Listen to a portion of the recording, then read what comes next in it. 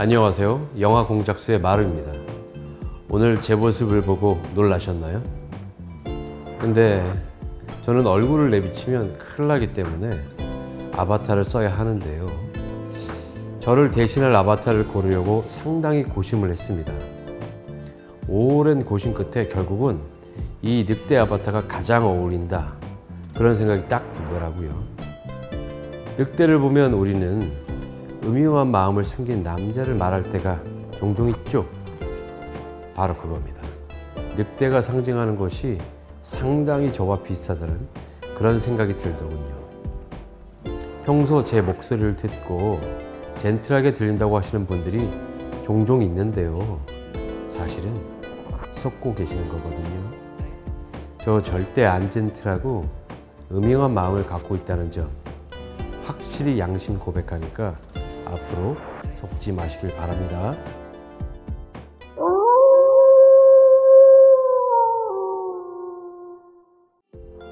오늘은 특별한 섹션을 시작하는 첫날인데요. 바로 영화를 만드는데 헌신한 영화인을 소개하는 섹션입니다. 이름하여 귀로 듣는 영화 열전, 줄여서 귀듣 영열.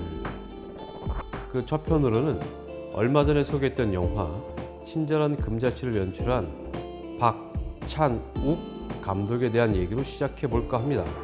세계적인 거장으로 불리는 그가 걸어간 길을 깊지 않고 얕게, 진지하지 않고 수박 겉할 듯 슬쩍 맛만 볼 것입니다. 그치만 바라보는 시각은 마치 프로파일링 하듯 범죄자의 범행 수법과 이유를 알아내듯이 찾아볼 생각입니다. 그리고 소리만 들어도 됩니다. 굳이 영상은 보지 않으셔도 좋습니다.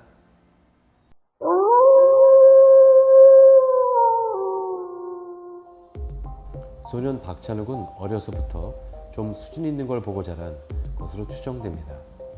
아버지는 교수였고 미학적인 아름다움을 추구하는 것이 가능한 집안 분위기가 아니었을까. 건축가이기도 했던 소년 박찬욱의 아버지는 그림을 그리기도 했답니다. 어린 시절 주말이나 휴일에 아버지 동생과 함께 인사동에 있는 갤러리를 다니던 기억이 많이 남아있다고 합니다. 아버지와 함께 작품 품평을 하며 나눴던 대화가 아직도 기억에 많이 남아있다고 하는데요. 그런 것은 소년 박찬욱의 세계를 형성하는데 아주 영향이 컸을 수밖에요. 그리고 대학은 철학과에 들어갔습니다. 그가 철학과를 지원한 동기는 철학보다는 미학적인 아름다움을 찾는 과정의 일환이었다고 합니다.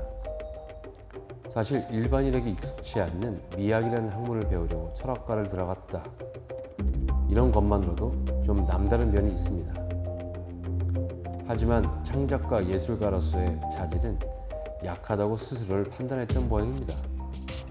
친동생은 그림을 너무 잘 그리는데 자신은 그쪽으로는 상대적으로 차이가 많았다고 밝혔지요. 그래서 그런 예술가의 주변에서 감시관을 지닌 채 그런 작품들을 소개하는 미술 비평을 하려고 했답니다. 그러던 중에 대학에서 영화를 만나게 된 거죠.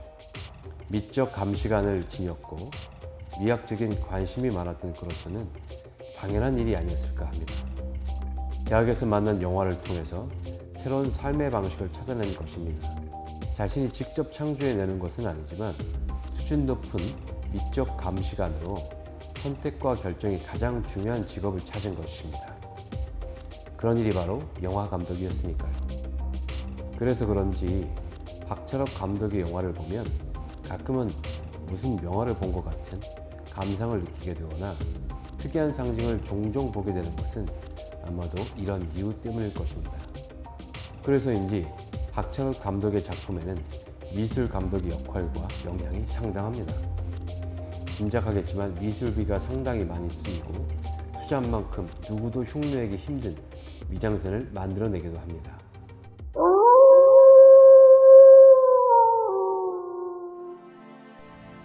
한국 영화의 메카로 불렸던 충무로는 영화를 만드는 회사들이 몰려 있었기 때문에 영화 산업을 상징하는 표현입니다.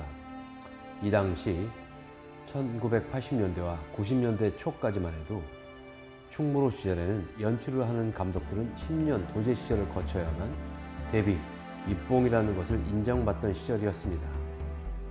그리고 현장에서 각 분야의 메인 스텝을 감독이라고 부르지 않고 유일하게 연출을 하는 감독만을 감독으로 부르며 인정하던 시절이었습니다. 이런 시절에 충무로 생활을 시작했던 박찬욱은 그런 시스템, 관습, 일종의 규칙 이런 걸 따르고 싶은 생각이 없었던 것으로 보입니다. 그가 어떤 인터뷰에서 밝힌 것처럼 자신은 진작에 감독의 꿈을 포기했다고도 했습니다. 그 당시 에피소드를 하나 소개하겠습니다. 박찬욱이 충무로 연출부 두 번째 작품을 하던 중이었습니다.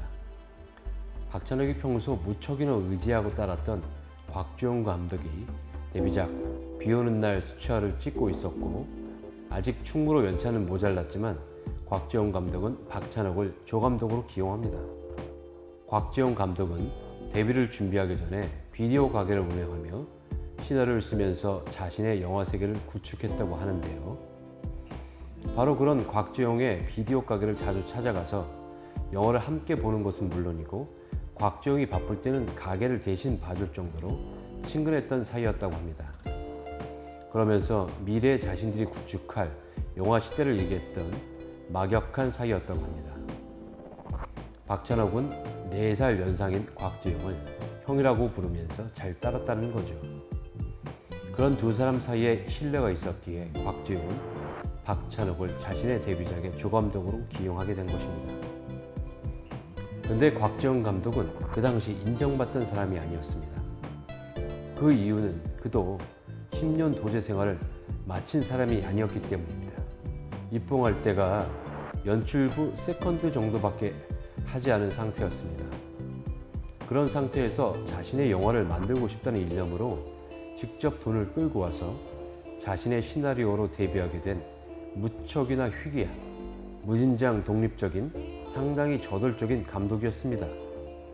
곽주영 감독은 이후에 전지현, 차태현 주연인 엽기적인 그녀를 비롯해 손예진, 조승우 주연의 클래식 등 로맨틱 멜로 영화의 선두주자 감독으로 성장합니다.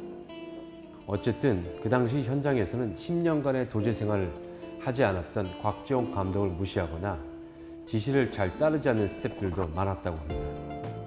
그런 곽주영의 괴로움을 가장 옆에서 지켜보는 박찬욱은 심각하게 고민했다고 합니다. 과연 저런 것까지 참고 견디면서 꼭 감독을 해야만 하는 건가? 이런 고민이었다고 합니다. 그 고민은 곧 모든 것에 대해 회의적인 태도로 변했고 결국에는 촬영이 거의 끝날 무렵, 달리 말하면 촬영이 다 끝나기 전에 조감독을 때려치우고 맙니다. 충무를 아주 떠나겠다는 생각을 했다고 합니다. 하지만 박찬욱의 고민도 이해가 안 가는 건 아니지만 힘든 데뷔전을 치르던 곽주영 감독 입장에서는 영화 촬영이 끝나기도 전에 조감독이 사라졌다는 건 참으로 힘 빠지는 일이었을 것입니다.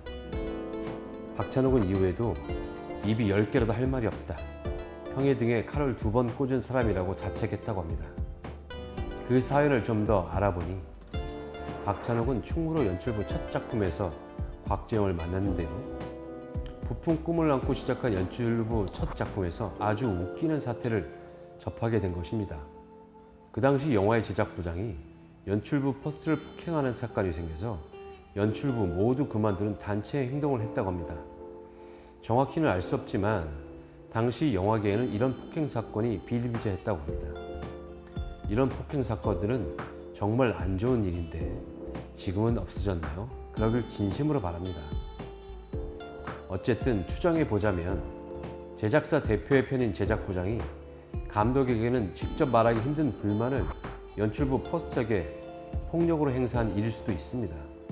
추정입니다만 제작비 아껴서 찍게 만들어야 하는데 감독이 무슨 상전이라고 예술한다고 진행이 늦어지면 그 모든 일을 조감독을 비롯한 연출부가 욕받이를 하는 상황인 것입니다. 어쨌든 제작부장이 폭력을 행사했고 연출부가 단체로 보이콧을 했는데 이때 박찬욱은 영화사 측의 회유에 넘어가 다시 현장으로 돌아갔다고 스스로 밝히고 있습니다. 아직까지도 그때 일을 후회하고 밝히는 것을 보면 스스로 한 행동이 잘못됐었다는 것을 인정하고 사과하는 것이었습니다. 사람들 중에는 두 가지 유형이 있는데요. 잘못을 하면 그럴 수밖에 없는 이유를 대면서 자신을 합리화하고 오히려 전에는 잘못이라고 생각했던 방식을 충실하게 따르면서 계속 잘못을 하며 살아가는 사람이 있고요. 그 반대로는 부끄럽고 미안하지만 자신의 잘못을 밝히고 사과하는 사람이 있습니다. 그리고 그런 실수를 반복하지 않도록 성장하는 사람이 있습니다. 박찬욱은 이 두 가지 중에 어떤 사람일지는 각자 생각해 보시고요. 여러분도 자신을 돌아보시는 계기가 되기를 바랍니다.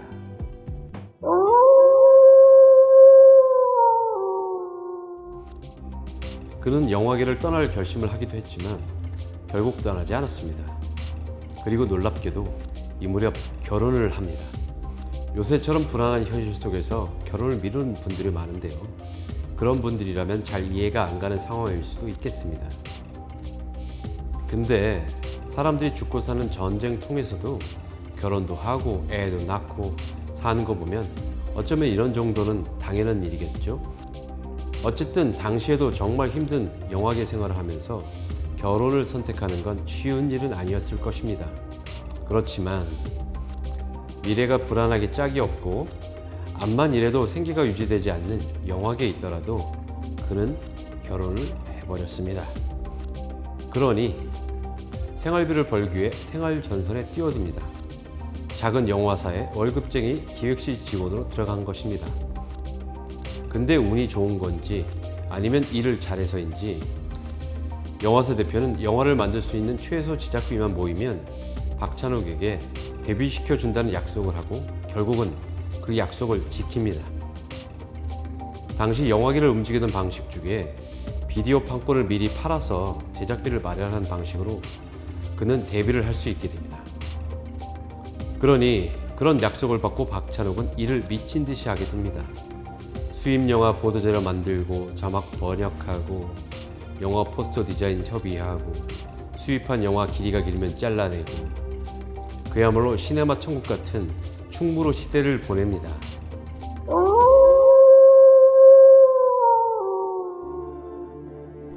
(1963년생) 청년 박찬욱이 30살이 되던 1992년 결국 박찬욱은 다른 해가 꾸는 꿈으로 데뷔를 합니다. 당시 인기가 많았던 가수 이승철을 캐스팅해서 흥행을 노려봤지만 폭망합니다.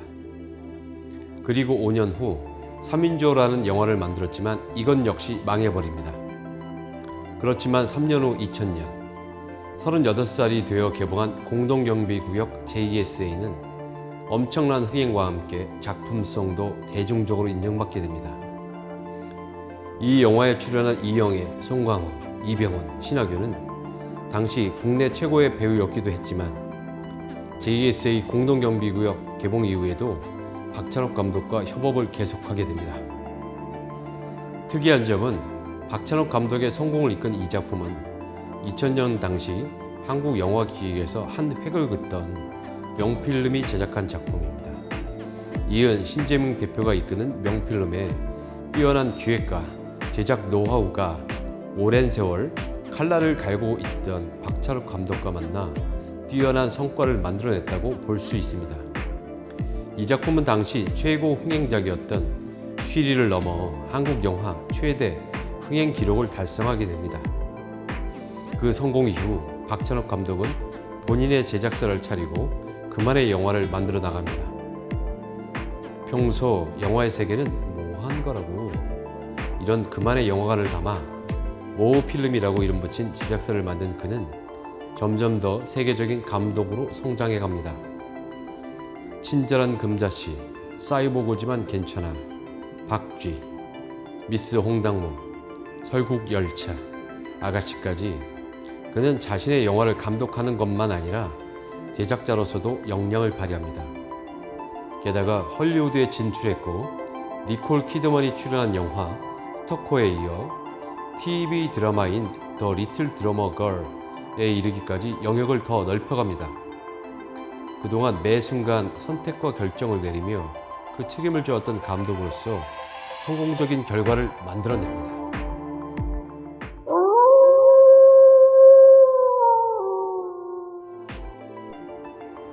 박찬욱의 영화에는 그만의 특징이 있습니다. 극단적으로 과장된 감정과 냉정한 표현의 결합, 블랙 코미디와 아이러니, 표현주의적인 화면 구성, 금기의 위반, 잔혹한 폭력 묘사 등이 자주 발견됩니다. 하지만 이런 방식으로 인간의 본성과 죄의식을 탐구한다고 알려져 있습니다. 영화의 전형적인 방식을 독파한 철학과 출신 청년 박찬욱에게 영화라는 세계는 참으로 매혹적인 것이었나 봅니다. 그는 한때 B급 무비의 신봉자로 불리기도 했다고 합니다. 박찬욱은 B급 무비의 미덕을 이렇게 말했습니다. 없는 돈에 빠듯한 조건으로 영화를 완성할 수밖에 없지만 그걸 마땅히 있어야 할 어떤 것들의 부족으로 보이지 않게 만드는 것, 그런 제약을 오히려 또 다른 예술적인 매력으로 승화시키고 오직 거기서만 발생하는 미학을 찾아내는 것, 그게 바로 좋은 B급 무비가 갖춰야 할 미덕이라고 합니다. 그런데 이건 B급 무비의 필수 조건인 돈이 모자랄 때의 자세이고, 박찬욱은 상업적인 성공 이후에는 어떻게든 새롭게 자신의 영화가 보일 수 있도록 다양한 시도를 하게 되는 아이디어로 이용합니다. 박찬욱 감독은 특유의 미장센으로 높이 평가받고 있습니다. 최근작인 아가씨에서 최절정을 이뤘습니다. 강렬한 주제의식과 함께 이를 표현하는 방식은 매 쇼트마다 항상 새로운 것을, 미학적으로도 훌륭한 쇼트를 어떻게 하면 새로울 수 있는가를 늘 고민하는 것이 분명합니다. 그의 새로운 것에 대한 탐색과 시도는 변치 않았습니다. 그래서 그가 그렇게나 많은 영화와 책을 보는 것일지 모릅니다. 새롭게 하기 위해서 말입니다. 박찬욱 감독은 매 쇼트가 새롭고 특별하거나 특이하고 특별한 의미를 담을 수 있는지를 늘 실험하는 사람이라고 생각됩니다. 그래서 언제나 새로운, 언제나 특이한, 언제나 놀라운 것을 만들어내는 그런 것에 열중하는 모범생 스타일의 감독이라고 봅니다. 박찬욱 감독의 차기작이 언제나 기대되는 이유는 여지껏 그가 보여왔던 본 적 없는 또 다른 새로움으로 무장한 영화가 분명할 거라는 확신이 있기 때문입니다.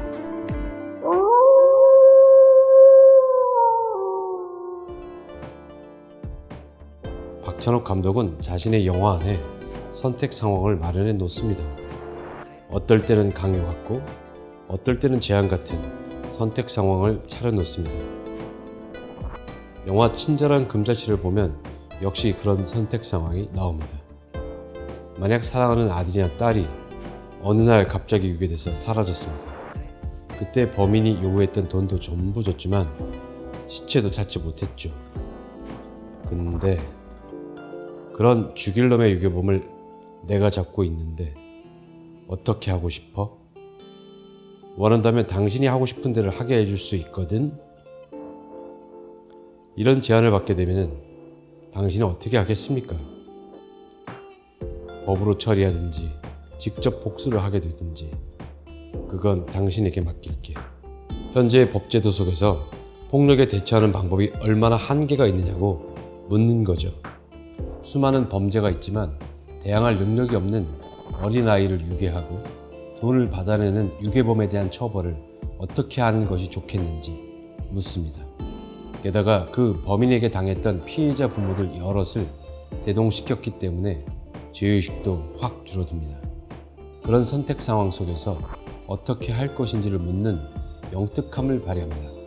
그런 영특한 제안을 하는 영화라면 누구라도 반기지 않을까요? 물론 그렇다고 꼭 영화가 성공하는 것은 아니지만 영화 친절한 금자씨는 312만의 관객을 끌어들여서 흥행에도 성공합니다.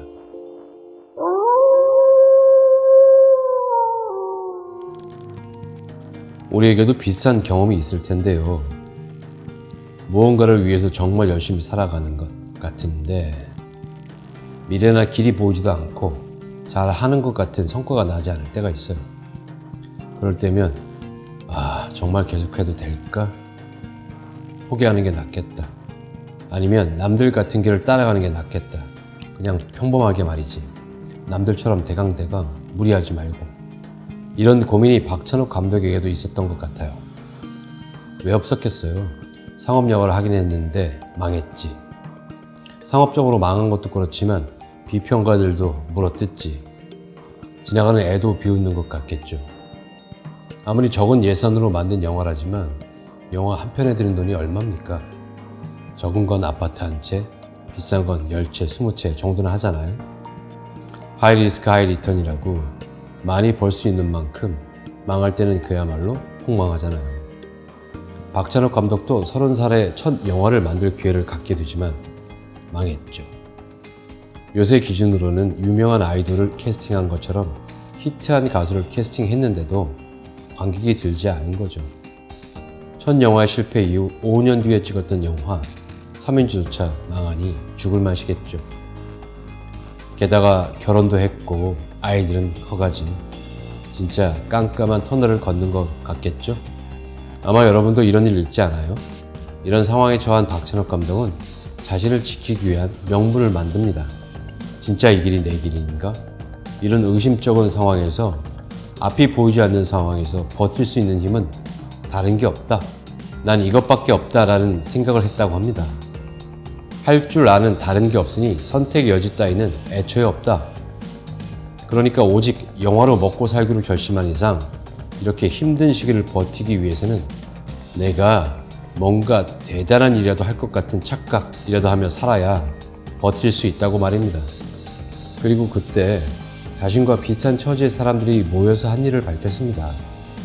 이미 자리 잡고 성공한 사람들 욕하고 험담하는 것으로 세월을 보냈다고 합니다. 그렇게 세월을 쪼개면서 버티면서 기회를 만들었다는 거겠죠. 근데 참 재미있는 게 있는데요. 이때 박찬욱과 함께 했던 사람들에는 봉준호, 김지훈, 유승환 감독들이 있다고 합니다. 자랑과 험담이라는 감독 모임의 멤버로서 자기 자랑과 남의 험담을 주로 했다고 하는데요. 대한민국은 물론이고 전 세계가 주목하는 감독으로 성장한 사람들도 우리랑 하는 짓은 비슷하네요. 자랑과 험담이라니 완전 딱이네요. 우리도 그런 말 하잖아요. 아니 영화가 뭐 이따위야. 저 배우에 돈을 저렇게 썼는데도 저 따위냐. 나한테 10분의 1만 줘봐라. 내가 다 씹어먹을 영화를 만들어줄 테니까. 가끔 이런 허세를 떠는 것도 정신 건강에 필요한 거라고 박찬욱 감독이 조언하고 있습니다. 온갖 고생과 난간을 뚫고 떠오르는 아침해를 바라보는 열정, 힘을 느낄 수 있는 영화를 만들 때까지 자신을 지키는 현명한 방법인 것 같습니다.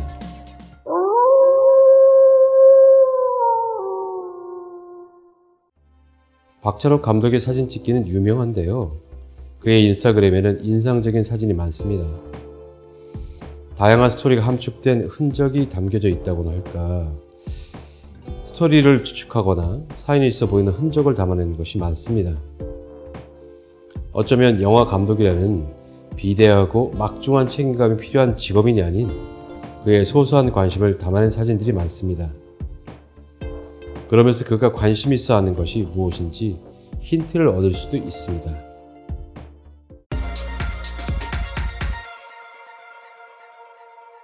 자, 그럼 오늘은 귀로 듣는 영화 열전, 줄여서 귀듣 영열 첫 편. 너나 잘하세요. 너나 잘하세요. 박찬욱 감독 월 마무리할 때가 된 것 같네요.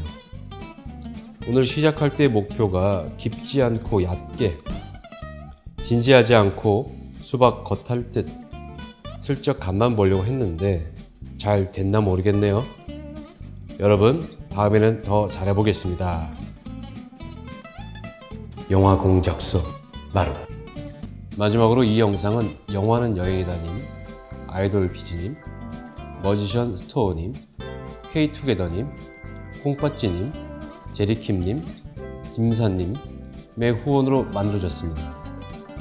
여러분의 후원과 끝까지 시청해주신 구독자분들께 진심으로 감사드립니다. 또 만나요 여러분. 안녕.